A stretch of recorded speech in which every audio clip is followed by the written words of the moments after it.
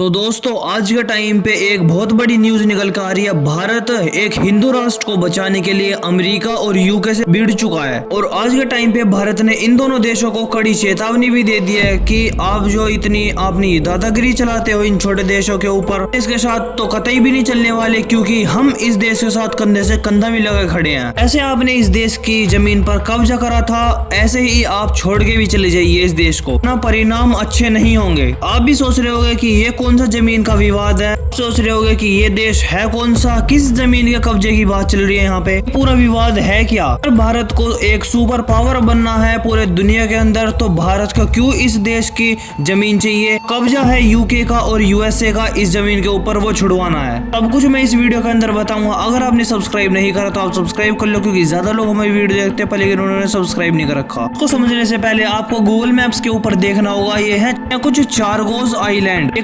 करीब 60 से 65 के करीब ये आइलैंड है। इसी लैंड को कहा जाता है चारगोज आइलैंड। लेकिन आज के टाइम पे ये सभी आइलैंड ब्रिटेन के कब्जे में है। और मजे की बात तो ये है कि आज के टाइम पे यूके ने ये सभी आइलैंड अमेरिका को एक लीज पर दे रखे हैं। आपको ये भी बता दूं थोड़ा कि ये सभी जो आइलैंड ये सभी मॉरिशस के हिस्से में आते थे। एक टाइम पे मॉरिशस भी ऐसे ही कॉलोनी था यूके का जैसे भारत था। मॉरिशस को 1960 के बाद इसलिए आजादी दी गई थी क्योंकि इन्होंने यानी कि यूके वालों ने कहा था कि हम ये सभी आइलैंड को तुम्हें नहीं देंगे, यानी कि इनके ऊपर तुम्हें अपना दावा बिल्कुल भी नहीं ठोकना होगा, क्योंकि आपको जो आजादी मिलेगी ये सभी चारगोज आइलैंड के बिना ही मिलेगी। उस टाइम पे जो इनके मॉरिशस के स्वतंत्र सेनानी थे वो सभी मजबूर थे, इसी शर्त पे मान भी गए। उसके बाद जैसे ही इनकी सरकार बनी और थोड़ा बहुत टाइम बीतने लगा, वैसे वैसे इन्होंने अपना दावा ठोकना स्टार्ट कर दिया इन आइलैंड पर। लेकिन मजे की बात यह है कि ब्रिटेन ने कब्जा तो छोड़िए, ये सभी आइलैंड तो एक लीज पर दे दिया अमेरिका को। इसी के द्वारा यूके बहुत ही मोटी रकम भी कमाने लगा। लेकिन आज के टाइम तक भी यूएसए और यूके का इन सभी आइलैंड पर कब्जा है।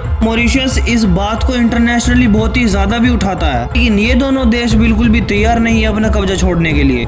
सबसे बड़ा जो मेन कारण है यूएसए और यूके का इस आइलैंड को ना छोड़ने का, वो ये है कि इसकी जो स्ट्रेटेजिक लोकेशन है इंडियन ओशियन के अंदर, जहाँ पे ये सभी आइलैंड है वहाँ पे भारत भी इतना ही दूर है जितना मॉरिशस। यहाँ पे तो अरब के जो देश है उनका भी डिस्टेंस सेम ही है, क्योंकि ये सभी जो आइलैंड है ये इंडियन ओशियन के अंदर बिल्कुल सेंटर पॉइंट पे है। से आप चारों तरफ हिंद महासागर के अंदर नजर रख सकते हो आप। यही सबसे बड़ा कारण है, ना तो ब्रिटेन इसको छोड़ना चाहता ना ही यूएसए। लेकिन आज के टाइम पे इंडियन गवर्नमेंट इस मॉरिशस को बहुत ही ज्यादा सपोर्ट कर रही है इन आइलैंड के ऊपर। यहाँ तक तो भारत ने अपनी पूरी डिप्लोमेटिक पावर भी यूज करनी स्टार्ट कर दिया मॉरिशस के लिए। आज के टाइम पे भारत भी यही चाहता है कि ब्रिटेन और यूएसए अपना दावा इस आइलैंड के ऊपर बिल्कुल छोड़ दें। जैसे एक टाइम पर ब्रिटेन पर्यावरण का हवाला देके एक दूसरे देश को डांटते हैं या फिर उनके खिलाफ स्टेटमेंट देते हैं, ऐसी भारत भी इनके खिलाफ स्टेटमेंट दे रहा है कि जो आप यहाँ पे डेवलपमेंट कर रहे हो उससे पर्यावरण को बहुत ज्यादा नुकसान हो रहा है। यूके और यूएसए सुनाने का काम करते हैं एक दूसरे देशों को, ऐसे ही भारत भी आज के टाइम पे इनको ऐसे ही सीख दे रहा है। यानी कि जो दवाई यूएसए और यूके एक टाइम पर एक दूसरे देश को पिलाते हैं, और यही दवाई आज के टाइम पे भारत पश्चिमी देश को भी पिला रहा है। आपके मन में एक बहुत ही बड़ा सवाल उठ रहा होगा कि भारत ऐसा करना क्यों चाहता है। इसके अंदर बहुत ही बड़ी एक नीति जुड़ी हो सकती है, यानी कि बहुत ही ज्यादा फ्यूचर को देख चल रहा है इंडिया। जैसे एक टाइम पे ये सारे पश्चिमी देश सोवियत यूनियन को टारगेट करते थे, वैसे ही इन्होंने चीन को बहुत ही ज्यादा सपोर्ट करना स्टार्ट कर दिया। और एक टाइम पे चीन इतना ज्यादा मजबूत हो गया कि टाइम के बाद इन देशों को ही चैलेंज करने लगा। इसीलिए इन सभी पश्चिमी देशों को लगने लगा कि हमारी जो एक सत्ता है इसको ही खत्म ना कर दे चाइना, हमसे भी ज्यादा ताकतवर बनकर वो हमारा ही सर्वनाश ना कर दे। इससे तो बेटर यही रहेगा कि एक टाइम पे चीन का ही सर्वनाश कर दिया जाए। इसीलिए ये सभी जो यूरोपियन देश थे ये सभी चीन के खिलाफ होने लगे। इन्होंने बहुत ही ज्यादा सपोर्ट करना स्टार्ट कर दिया इंडिया को, कि जो एक टाइम पे सोवियत यूनियन के टाइम पे चाइना को ट्रीटमेंट मिला करता था, आज के टाइम पे चीन के जमाने में भारत को मिल रहा है। ये भारत का ताकतवर होना तो बिल्कुल लाजमी है, लेकिन अगर एक टाइम पे चीन बिल्कुल ही तबाह हो जाता है, बिल्कुल ही सोवियत यूनियन की तरह टूट जाता है, तो फिर भारत बहुत ही ज्यादा ताकतवर हो जाएगा। में इस चीज की बहुत ही ज्यादा संभावना है कि अगर एक टाइम पे भारत भी इन देशों को चैलेंज करे, ये सभी देश भारत को भी ऐसे ही टारगेट कर सकते हैं। ऐसे टाइम के अंदर ये जो चागोज आइलैंड है ये बहुत ही ज्यादा कामयाब साबित होंगे इन सभी देशों के लिए।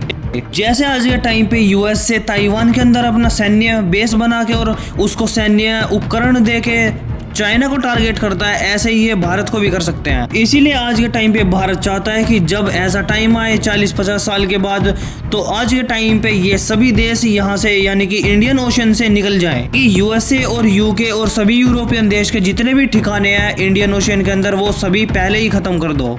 एक टाइम पे जब यूएसए और यूके का कब्जा खत्म हो जाएगा तो जैसे कि मॉरिशस इन सभी आइलैंड को नहीं संभाल पाएगा, वैसे ही इंडिया आ जाएगा और इंडिया भी बोल सकता है इनसे कि मैं तुम्हारी ये सभी आइलैंड संभाल लूंगा, इसके ऊपर मेरा बिल्कुल कब्जा नहीं होगा, जैसे यूएसए और यूके ने ठोक रखा था, बस मैं इनको मैनेज करने में आपकी हेल्प कर सकता हूँ, या फिर 99 साल के लिए आप लीज पर दे दो हमें। आज के टाइम पे ब्रिटेन ने अमेरिका को ये सभी आइलैंड दे रखे हैं लीज पे, इसीलिए भारत चाहता है कि आज के टाइम पे ब्रिटेन, यूएसए और सभी यूरोपियन देश का कब्जा भी हट जाए यहाँ से और फिर हमारी प्रेजेंस भी बन जाए कि पूरे हिंद महासागर के ऊपर हम आराम से नजर रख पाए। इसीलिए आज के टाइम पे और आज के दिन मॉरिशस के दौरे पर भी गए हैं एस जयशंकर और उन्होंने मॉरिशस को एक आश्वासन भी दिया है इन सभी आइलैंड को लेके। तो इस मुद्दे के ऊपर हम आपके साथ कंधे से कंधा भी लगाए खड़े हैं, हम अपनी पूरी ताकत लगाएंगे जिससे कि इन सभी यूरोपियन देश का इससे कब्जा खत्म हो। और आपका क्या व्यू पॉइंट है इस न्यूज के ऊपर, आप कमेंट सेक्शन में जरूर बताना।